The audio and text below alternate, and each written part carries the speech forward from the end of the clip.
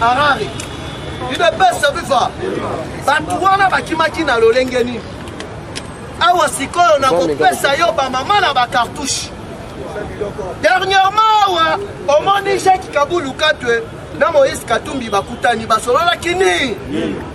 Par après Jacques aya kobimisa gouvernement tobengi gouvernement provincial. Mais na kati ya gouvernement provincial wana ministre yé a de l'intérieur. Maman na criminel mouné.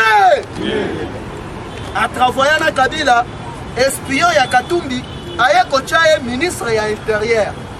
Alors que ça est espion. Asali maman na espion. Ba uti ko pesa biso ba élément nyoso. Ko kotanga na kombo na ye. Il ne peut se vivre. Parti au pouvoir vivre. Mais il y a un bon côté en actualité politique. Il faut tout dénoncer le comment corps. Chers combattants, Tozali Karate pour la foyer au copé Sabino ma information. Bon, tout va être. L'air Tozali, comment on appelle ma belle, il faut que tu les mélailles. Yango.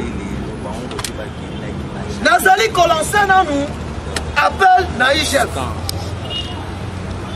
IGF, chef de l'État à Noma, Bango, parce que Bandaka, la structure, wana, Baboma Yango et pas la musique. Na Kabila, commissaire de l'entreprise de l'État et comment bien privé ya Kabila. Il est fait ce vivre. Mais il a fait là qu'on a salini. Bazali ko fongo la dossier. Oh bazo sala enquête. Mais sous kana yango sécurité zali ko yabana. Il faut expliquer biso. À ça la point de presse entre IGF na justice nani azali kokosa na tobandina nous na dossier ya liboso ya EPSP ba inspecteur ya EPSP il y a bel et bien ba école fictive il y a plusieurs enseignants fictifs mbanga wana kendaka wa bato bakangi na boloko balobi to agir au nom ya Willy Bako il peut se vivre nini ezali ko empêcher que non Willy Bakonga bakanga yete to Willy Bakonga asamba deux il peut se vivre parti au pouvoir vivre deuxièmement projet ya Bukangalos toya bibiso nyonso ke non matata mutu a détourné mbongo ebele ya Bukangalo sikoyo nani depuis IGF à la 5e enquête wana ezali na niveau ni mais ça la biso au point de presse ceux qui ont pesaki déjà rapport na justice il ne peut se vivre toya baya IGF ça la point de presse pour la fixer opinion. Mais jamais comme on a comme communicateur, comme on a comme maboko. Mais en entendant tout ça, comment on a flou. Gana l'obaka toujours. Gaï n'a pas pour la vérité. L'air ma belle, ça il faut qu'on dénonce ya. Nicolas n'a yeli bango. Deuxièmement, ma cambouille passeport. Ministre des Affaires étrangères. Ma cambouille passeport, et ça n'a pas niveau ni. Fatia qui sait qu'il déjà passeport. Non, $99. Mais alors qu'il y a un intérieur, parce que côté un passeport, $150. Mais Libanda n'a pas payé Moussou sous la diaspora Libanda. Nous va fournir un passeport. Il ne peut se vivre. Si Koyo, ministre il y a affaires étrangères, Ozali Oya Iso, nous colonie ni on fixer opinion. Sur prix exact il y a passeport. Il n'est pas se vivre. Parce que Fatia qui sait qu'il y a déjà. Va changer qui fait entreprise, va changer qui va contrat, va faire si société moussous. Alors, ni les alliés comme ça, là, non, passeport et bande côté, comme toujours les colonnes en dengue, il y a intérieur. Il ne passe à viva. Papa Tshisekedi a ebisa biso. À chaque fois qu'on a ma belle, il faut me dénoncer.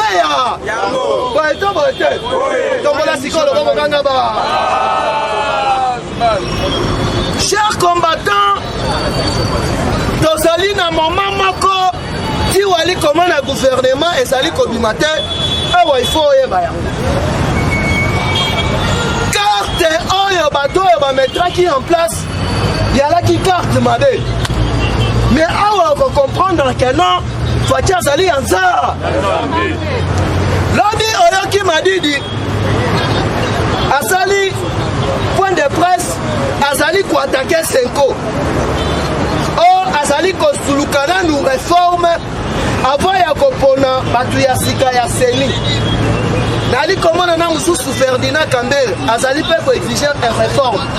Mais oyo azali kindo bina bozala ki wana ko exiger ki réforme te pona ni. Alors que Kabila azalaki na ba plusieurs cartouches de A jusqu'à Z. Oya bandaki koluka par tous les moyens comment est-ce que ako renverser pouvoir ya Fachi. Parce que pona bango bandaki koloba atikala kosala te azali na expérience te toko rouler le col à mwana mu.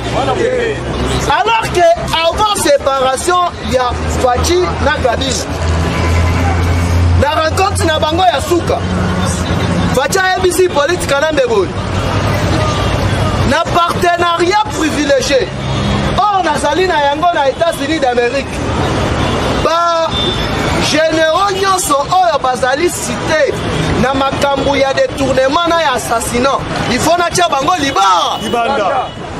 Espoir ya Kabila enfant chéri na ye ezali John nous et puis c'est vertige. On tellement tozali na coalition mon frère ndenge ezali wana ata ba nomination ya ba généraux il faut to banda koyoka. Fachi alobi wana ekosimba ta mukolo moko.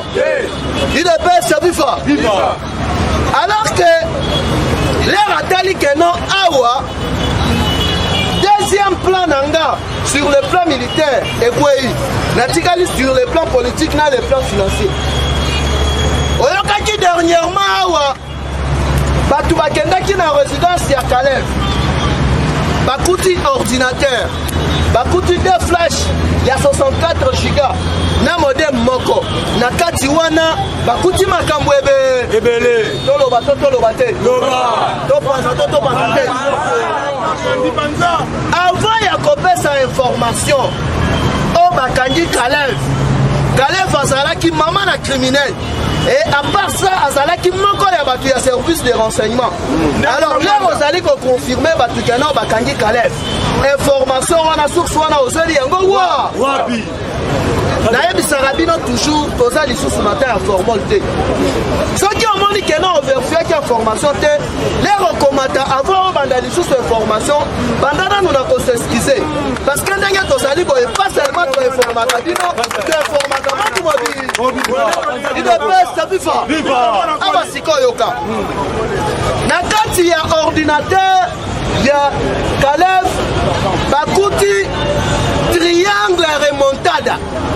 Donc bango bali kobenga yango bongo triangle remontada. Il est best viva. Na kati ya triangle wana ba pointé Zoé Jacques Kabulo na oyo Richard Mouyej. Dezalaki espoir ya Kabila na plan na bango ya kodiviser Katanga na RDC. Il est best viva. L'herbe yeko kota na kati. Bamondi plan oyo basalaki pona ko éliminer Léon Lukaku. Je suis sûr que vous allez se rappeler na agent oyo ya ANR babomaki na ebandeli ya prise ya pouvoir ya Fachi. Il ne pas se vivre. Alors que selon de vue ya Hippolyte Kanambe Kazembe. Donc hier ceux qui ont allé déjà commis contre trahir hier. Yeba que non, il faut aboma. Il ne peut se vivre. Alors, ndenge zali wana. Azalaki na deux cartouches. Ou soit aboma Caleb, aboma na John Num. Ou soit Bakima. Tourna kendaki ya suka oyo. ezalaki tourné moko ya makambo ebele parce que l'air akomaki na niveau ya Harare. Bakutani premièrement na service ya renseignement militaire, na service ya renseignement civil. Il est bien service. Alors que awa ezali na ba très oyo bazali ko jouer à l'hypocrisie. Tolo bateau. Awa sikoyo ka. Mais quand c'est moko na biso tozali na 3 services ya renseignement. Service ya renseignement, il y a présidence. Service ya renseignement, il y a ANER. Oh, les alliés dirigés par Justin Ika Koutonso, Isiar Koussi, je ne sais pas moi. Il est bien servi quoi. Alors, service de renseignement, il y a présidence, les alliés dirigés par François Béa. Service de renseignement militaire. Nous allons 3 services de renseignement. Mais Boni, John Numbi Akimi a se retrouvé Libanda dans le Lengeni.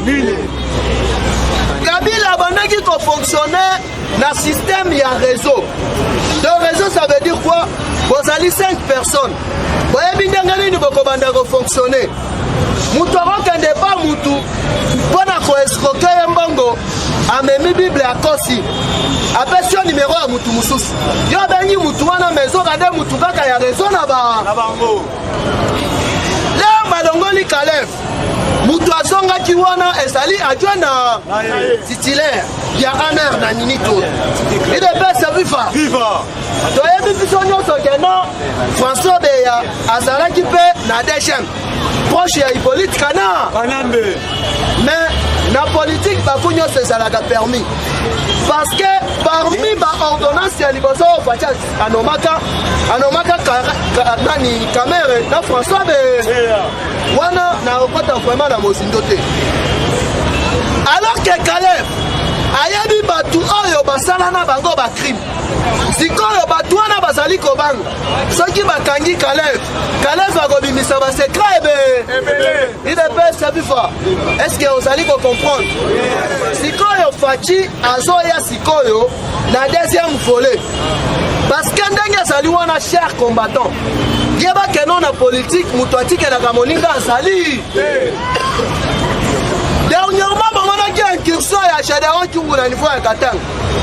Alors que azalaki de abandaki ko bénéficier na grâce présidentielle à l'époque. Bati qui est mais là Kabila moni que non. Fachi a commis na même mise sur l'armée. Alors ngoli John Numbi awa azongisi na Katanga. Alors ndenge to ali koloba na bino. John Numbi na di proche mususu na Gédéon Kyungu bamoni bango na niveau ya Harare. Il est pas sabi fa. Réaction ya gouvernement na biso ezalini. Alors que Kokima na ye Katumbi azali au courant. Même si ali kotambisa mbongo pona kosomba batu mususu. Mais biso tozali ba Tshisekedi. Obosa biso ata mukolo moko. Tolo bate. Lelo na 16h. Membre moko ya gouvernement provincial. Il y a Jacques Kaboulou Katwe a démissionné à Salini. Il est pas servi fa. Vous voyez pour la nine. Awanali koye bisayo. Puis le 5 avril, ceux qui ont demandé le gouvernement est limité. Il y a pas que non. Dengue Zaliwana, Assemblée nationale, Abou et Baro dissoudre Yango. Parce que Ezali n'a pas piège. Ezali n'a pas très très bien. Comment est-ce que Jacques Kaboulou Katwe a fait une déclaration? Oh, aïe, union sacrée. Après Richard Mouyèche, oh, aïe, union sacrée. Mais ni n'yango dit bango baya union sacrée. Tant que va clôturer les gens masso. Francine Mouyum, quand ça lui fait déclaration, il faut y union sacrée. Et ça, la chaîne moko basali kochoué. Bali na ba infiltré na bango na kati ya union sa. Tolo bato. Awa yoka. Église catholique, bisona bango erosukama bayeba déjà parce que nazo ebisa yo chaque combattant kola la tête tous à la liste likolo ya li omona ki o nga na benga ka ba supporter ya Mazem parce que bango bali ba politicien te l'air biso to bandaki dia makambo oyo bango bazokumisa Mazem il est pas sabifa mutu na bango azolia na politique na mais lelo ONG na bango soki ensemble pour le changement et fond. Voilà qui dépêche ainsi.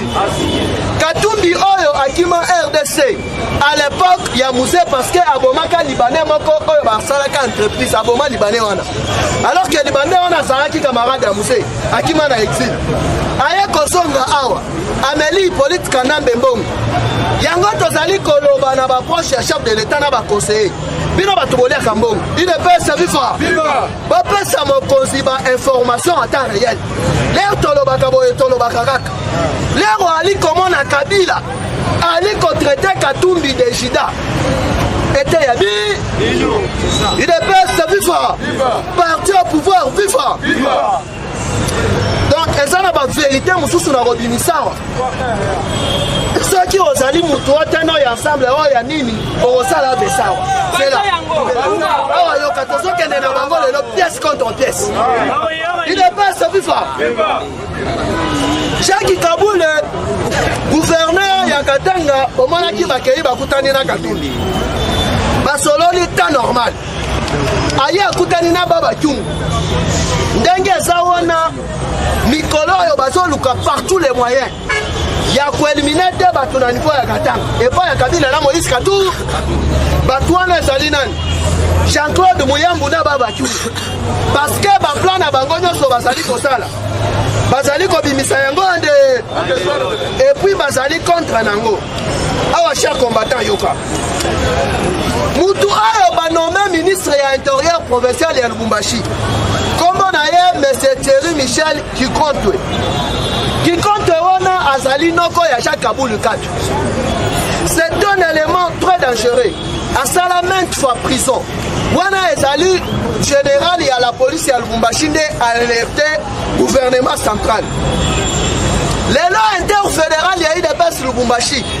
auti ko démissionner parce que gouvernement wana ezali na plan moko machiavélique oyo balingi basala mikolo IDPS bifa awa sikoyo na ko expliquer yo catholique na madini baweli ni awa sikoyo ka facha zali yanza tombola loboko kanga ba IDPS bifa fachibe diplomatie oyo fachi asalaki bato bali kosimba pouvoir na ye ezali Israël na États-Unis na carte catholique abandaki kojouer ezalaki carte ya kosoutenir la muka sikoyo otali kano bapartenaire depuis Katumbi na oyo Bemba Malongwe Madidi azopese vraiment te sikoyo bapousse Katumbi na Kabila basala coalition oyo ezali par année na union européenne IDPS bifa est-ce que ozoyoka est-ce que ozali komona na minute oyo ba message ezali kotambola ya Fridolin Ambongo tika politique tozali commettre yo en garde abengisi tous les sénateurs fidèles catholiques na réunion moko ekozala awa na première na sera combattant sur likolo ya li IDPS bifa mukolo kaka réunion wana ekosalema ezala na minuit ezala na 5 heures tokozala wa tomala loboko nanga ba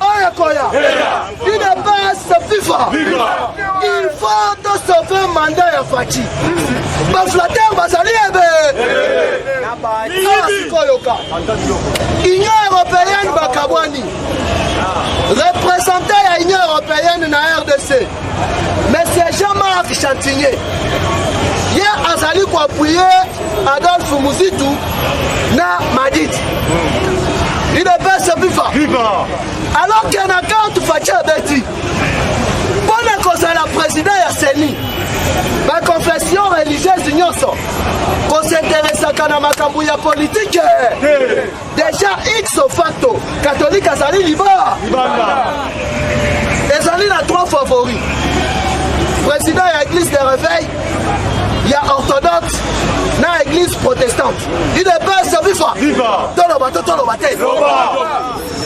alors que na carte ya a Jean-Marc Chantigny oyo ali pour appuyer ba étranger wana bango bazali soutenir la groupe moko ya balobiste mafieux cabinet na yango ezali ya monsieur Alexandre Podolski il est pas viva ya mutu azali ko soutenir bango dans les prochains jours ezali na deux plans oyo ba mettre en place. Deuxième plan, premier plan, ezali sur le plan politique. Il n'est pas servi fort. Batouana pour collaborer bien, il faut manipuler l'opposition. Mais awa, opposition ya malonga ezali. Il n'est pas servi fort. Deuxième offensive, non. Oh, Tobengi Général Toum. Mukolo Bakope Sago. Batinda Bango Alime. Il est pas plus fort. Alors que là, Bakimisi John Noum, gouverneur Yakatanga Sali Oku. Katumbi Asa Oku. Na ministre ya intérieur provincial. Asali Oku. Yango Omoni, interfédéral ya IDPS. Oh, Banoma qui peut ministre. Dans le gouvernement provincial, il y a Jacques Kabou, le 4-12, à l'émission d'Arata Salini. Ah ouais, il y aura 6 secondes quand tu es allé au Kenya. Moukolo Yalobi, Omoni émissaire, il y a États-Unis d'Amérique. Inde, et pas il y a Tumbazé, ça est. À Kenda, il y a Salanine. Ali émissaire, à Outaki, Soudan. Du nord à Oudia Soudan du Sud. La carte na bango le 30 juin, oh il y a le 30 juin. Babada dit qu'on préparait maman à coup d'état. Il est pas servi fort. Viva. Parce au pouvoir viva. Viva. Donc, bisolaire tourné na carte il y a distraction. Gouvernement et Kobima colonie. Mais quand on bango bazali qu'on contre-attaquer. Il y a des jours. Bakandi conversation. Il y a conseiller diplomatique. Il y a Hippolyte Kanambe. Il est pas servi fort. Barnabé Bin Karoubi. Badilo Moko Yabongo. Bazali Kosolola. Namutu, il y a service de renseignement militaire. Il y a Aral. Il est pas servi fort. Masolo Nabango Salakini. Toute vérité n'est pas bonne à dire. Dans un loba essentiel. Parce que place Bazali militaire les obètes à Bango. Oyo ezali structure parlementaire créée par Dr Etienne Tshisekedi Wamoulou. Les grands Mouki. Oboyolo. Il y a un problème. Tous les expatriés balingi recensement. Awa sikoyo ekomi bwalu bwajutu. Nakabuya maki. Tifacha zongi boye. Okomona akobengisa tous les présidents ya chambre ya pardon ya parlement na ya sénat na député. J'espère que rencontre wana ekozala hors caméra. Il est bien servi fort. Parce que l'Union sacrée ezali envahi. Mais boni chef de l'État le baki bien que non. Gouvernement il faut ça la représenter à 30% ya base. Mais bien ensemble pour les changements. Pourquoi tu listes attends-moi si moko. Nous sommes babanda ko freiner, babanda ko distraire pic na RDC. Ça la 100% congolais ya papa nama. Il est pas servi fort. Deuxièmement, États-Unis ailleurs qu'on découvrir encore ya Addis Abeba. Tolo bate. Encore wana ezalaki boye. Na dialogue ya Pretoria, na ya Sun City. Ezalaka que non, avant l'élection, il faut que na resa. Sikoyo batelemelaka eloko wana te basalini.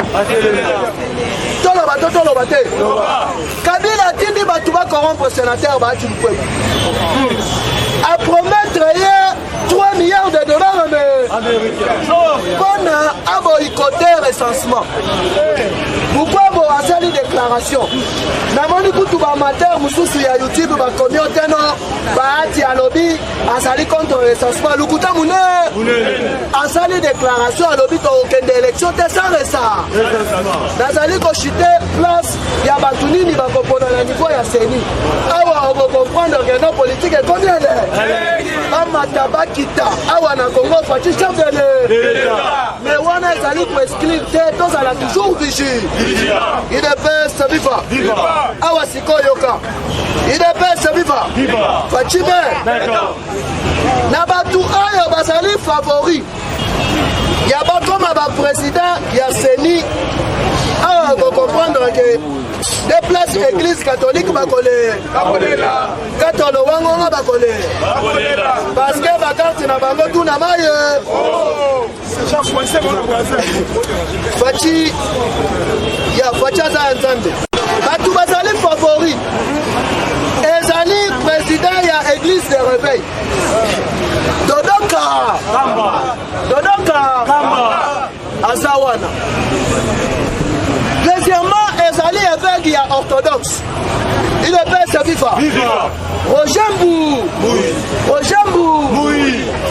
sala okonyokwame okosala opposition tokole kozoluka réforme yango wa na bakritere balobi boye église asokipaka na makambo ya katholike moyen akota makambo wana ezali église oyo esokipaka na makambo ya politike moyen akota makambo wana ezali troisième favori ezali papa Simon Kimbangu Kyanga alors que minda kuna désordre ye alobaki makambo profesi wana namonaki te te kimpakita alobaki moto akoumela ezali facibe eno misuma fo lelo faci ba locomotive ya sika na Lubumbashi o faci ezosala eloko te ba locomotive wana papa bino moto asombi yango batransport papa bino moto asombi yango sikoyo poste ya vice président ya seni wana ezali verrier babombeli yango Pascal Muku ndenge ezali wana baélection tozali pour ata lelo Tshisekedi akobeti bango ande mais avant tokende nanu na élection mais avant tokende nanu na resa na baprovince nyo ngai na bino lobi